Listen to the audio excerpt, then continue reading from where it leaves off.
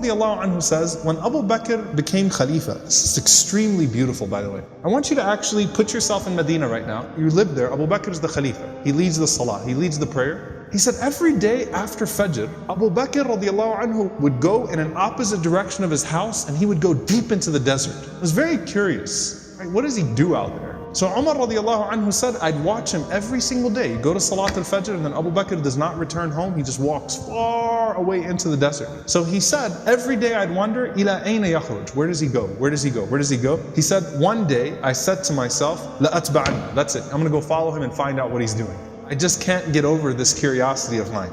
So Umar radiallahu anhu said, I kept the pace from him to where he was at the end of my eyesight, meaning I walked just as far away to where I could still see him. And then he said, I saw him go into this beat up old house. So Umar radiallahu anhu said, I quickly went and I hid behind.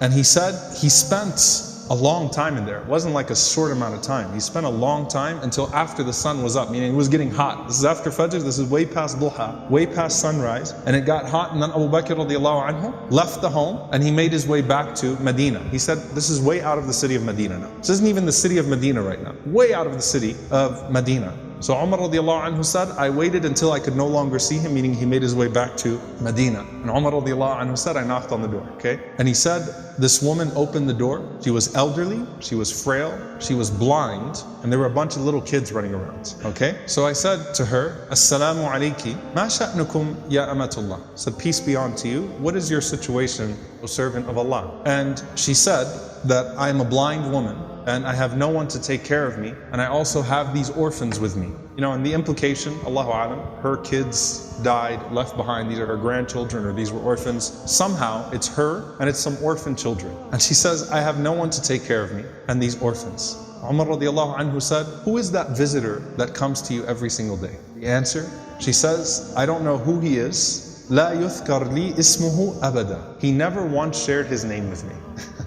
He never bothered to tell me his name. Umar radiallahu anhu said, well, what does he do? قالت جزاه الله خير. She said, may Allah reward him. Every morning he comes. Listen, by the way, she details it. She says, he cleans my home. He washes our clothes. He grinds our wheat. He bakes our bread. He cooks our breakfast. And then he leaves.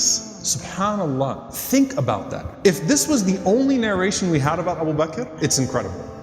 Seriously, the leader, the head of the ummah, the Khalifa, the most important man in the ummah right now, with his station, with his status, and he goes out every morning to this house and he doesn't even tell the woman what his name is. He's just consider me a secret fa'il khair, right? Just some good doer. Washes the clothes, cleans the house, grinds the wheat, bakes the bread, cooks the breakfast, and then makes his way back to govern the ummah. That is absolutely incredible.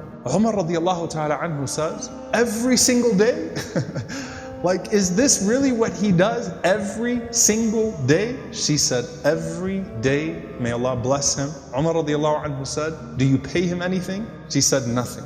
Umar radiallahu ta'ala anhu started to cry and he said, أَتَعَبْتَ الْخُلَفَاءَ بَعْدَكَ يَا أَبَا بَكْرِ. You have exhausted every successor of yours, O Abu Bakr. You've exhausted us. Anyone that comes after you is exhausted.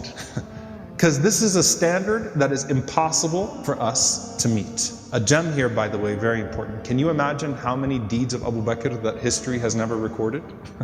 You know, the books of the fada'il, the virtues of Abu Bakr, the things that he used to do. Can you imagine how many of those secrets he actually managed to hide? And why did he not think of himself too good to still do that thing?